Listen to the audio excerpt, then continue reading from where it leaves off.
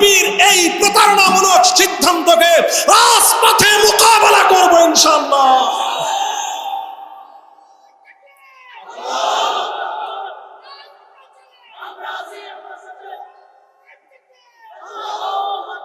আমাদের অধৈর্য নাই, আমরা সরকারের পতন ঘটাবার জন্য অস্থির হয়ে পড়ি নাই।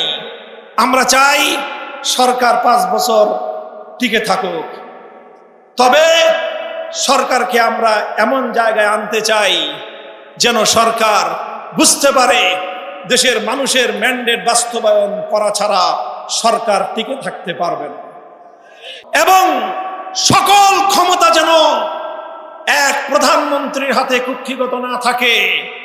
প্রধানমন্ত্রীর কিছু ক্ষমতা রাষ্ট্রপতির হাতে যাবে, প্রধানমন্ত্রীর কিছু ক্ষমতা প্রধান বিচারপতির কাছে যাবে, প্রধানমন্ত্রীর কিছু ক্ষমতা স্বাধীন একটি নিয়োগ কমিশন গঠন করে সেখানে যাবে।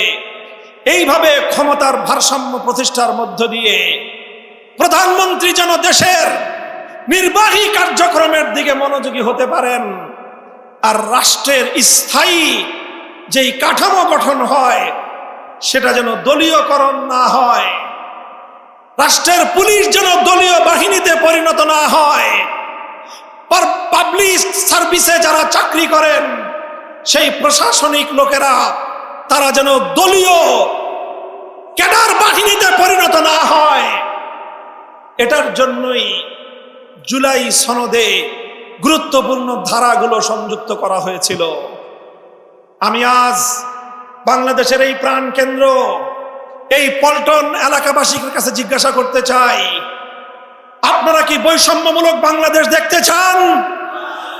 আপনারা কি চান বাংলাদেশের মানুষ নিরপেক্ষ এবং স্বাধীন একটি নির্বাচন কমিশনের অধীনে তাদের ভোটাধিকার প্রয়োগ করুক? এটা কি আপনারা চান? আপনারা কি চান বাংলাদেশের বিচার ব্যবস্থা কোন দলীয় বাহিনীতে পরিণত না হোক? আপনারা যদি চান প্রধান বিচারপতি আগের মতো কোন দলের অন্ধ আনুগত্য না করুক, এটা কি চান? আপনারা যদি চান পুলিশ বাহিনী বিগত দিনের শেখ হাসিনার পুলিশ লীগে পরিণত না হোক, আপনারা যদি চান বাংলাদেশের প্রশাসনিক ক্যাডার এই প্রশাসনিক কর্মকর্তারা তারা বিগত দিনে শেখ হাসিনার মতো পাঁচটা গোলাম না হোক, এটা যদি আপনারা চান জুলাই সনদ বাস্তবায়নের লক্ষ্যে গণভোটের রায় কার্যকর করার দাবি আদায় করে ঘরে ফিরতে হবে আমাদেরকে। আমরা সরকারকে স্পষ্ট বার্তা দিতে চাই, অত্যন্ত নিয়মতান্ত্রিক উপায়ে আমাদের যৌক্তিক বক্তব্য নিয়ে আমরা বাংলাদেশের প্রতিটি জনপদে যাব ইনশাআল্লাহ।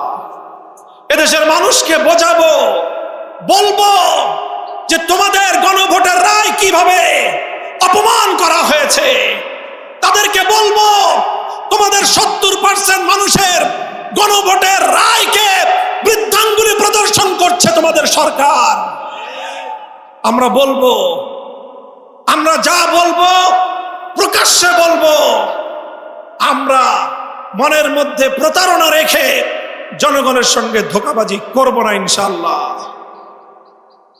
সেই সাথে আজ আপনারা নির্বাচিত হয়ে জনগণের মুক্তির বদলে বিভিন্ন উপায়ে নিত্য প্রয়োজনীয় দ্রব্যগুলোর দাম বৃদ্ধি করে বাজেটের আগেই কোনো আলাপ আলোচনা ছাড়াই একতরফা ভাবে তেলের দাম বৃদ্ধি করা, গ্যাসের দাম বৃদ্ধি করা, বিদ্যুতের দাম বৃদ্ধি করা, এগুলো সব সেরে তারপরে এসেছেন বাজেট নিয়ে।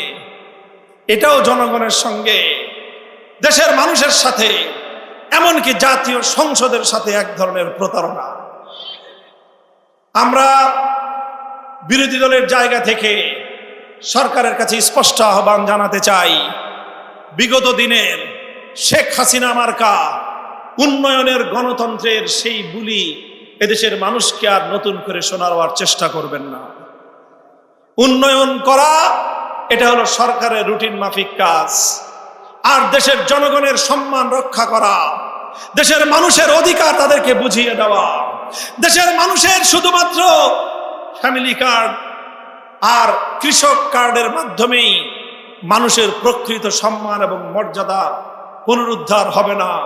সর্বপ্রথম বাংলাদেশের মানুষের কাছে তাদের ভোটাধিকারের হক, তাদের পাওনাটা তাদেরকে বুঝিয়ে দিতে হবে। এবং যেই বৈষম্যের দাবি নিয়ে, যেই বৈষম্য বিরোধী বাংলাদেশ গড়বার জন্য, ফ্যাসিবাদ বিরোধী বাংলাদেশ গড়বার অভিপ্রায় নিয়ে যে বিপ্লব হয়েছিল, ১.৫ সহস্রাধিক তাজা প্রাণ রক্ত দিয়েছিল, বিএনপির শত শত নেতা কর্মীরা জীবন দিয়েছে, সেই সকল বীর শহীদানদের আত্মার প্রতি যদি সম্মান প্রদর্শন করতে চান, তাহলে বৈষম্য বিলোপ করেন, ফ্যাসিবাদ ফিরে আসবার রাস্তা রুদ্ধ করেন। আজ আমরা বলছি এ কথাগুলো আপনাদের শুভাকাঙ্ক্ষী হিসেবে সমালোচনা করছি। আমাদের সমালোচনাগুলো সইবার মতো আপনাদের ধৈর্য ধারণ করতে হবে। সরকারে বসেছেন, এত অধৈর্য হয়ে গেলে ক্ষমতার মসনদ সামাল দিতে পারবেন না। ক্ষমতার মসনদ সামাল দিতে হবে, বাংলাদেশের স্বাধীনতা রক্ষা করতে হবে, এদেশের মানুষকে তাদের উন্নয়নের অধিকার যেভাবে বুঝিয়ে দিতে হবে, এদেশের মানুষের কাছে তাদের সম্মান, মর্যাদা এবং আত্মমর্যাদার গৌরব তাদের কাছে ফিরিয়ে দিতে হবে। এটা যদি করতে না পারেন, তাহলে বড় বড় মেট্রো রেল করে আর বড় বড় পদ্মা ব্রিজ করে কিন্তু শেখ হাসিনা বাংলাদেশের মাটিতে টিকতে পারে না। শেখ হাসিনা মেট্রো রেল ধরে কান্নাকাটি করত, জনগণের লাশের প্রতি তার মায়া ছিল না। শেখ হাসিনা সে পদ্মা সেতু আর বিশাল বিশাল সড়কের জন্য কান্নাকাটি করত, এদেশের রক্ত ঝরা লাশগুলো দেখে তার হৃদয় কেঁদে উঠত না। সেখান থেকে শিক্ষা গ্রহণ করুন, ফ্যামিলি কার্ড, কৃষক কার্ড সহ জনগণের অর্থনৈতিক উন্নতির জন্য ইতিবাচক ভূমিকাগুলো পালন করে যান। কিন্তু মনে রাখবেন, যতক্ষণ পর্যন্ত আপনি আপনার জনগণকে সম্মান এবং মর্যাদা দিতে না জানবেন, না পারবেন, শুধুমাত্র ফ্যামিলি কার্ড আর কৃষক কার্ড এটা শেখ হাসিনার মেট্রো রেল আর পদ্মা সেতুর মতো বুমেরাং হতে বাধ্য হবে।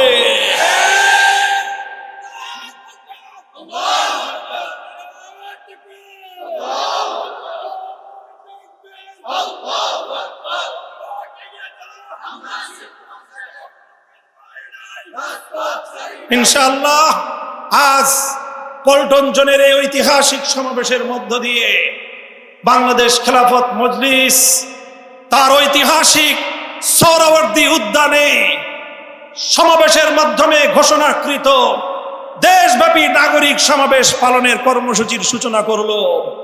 আমরা বাংলাদেশের প্রতিটি জনপদে যাব, প্রতিটি নাগরিকের কাছে কাছে গিয়ে আমাদের দুঃখের কথা বলবো, জনগণের অধিকারের কথা বলে বলে তাদেরকে আমরা সোচ্চার করব, সজাগ করব। আমরা বিএনপির এই প্রতারণামূলক সিদ্ধান্তকে রাজপথে মোকাবেলা করব ইনশাআল্লাহ।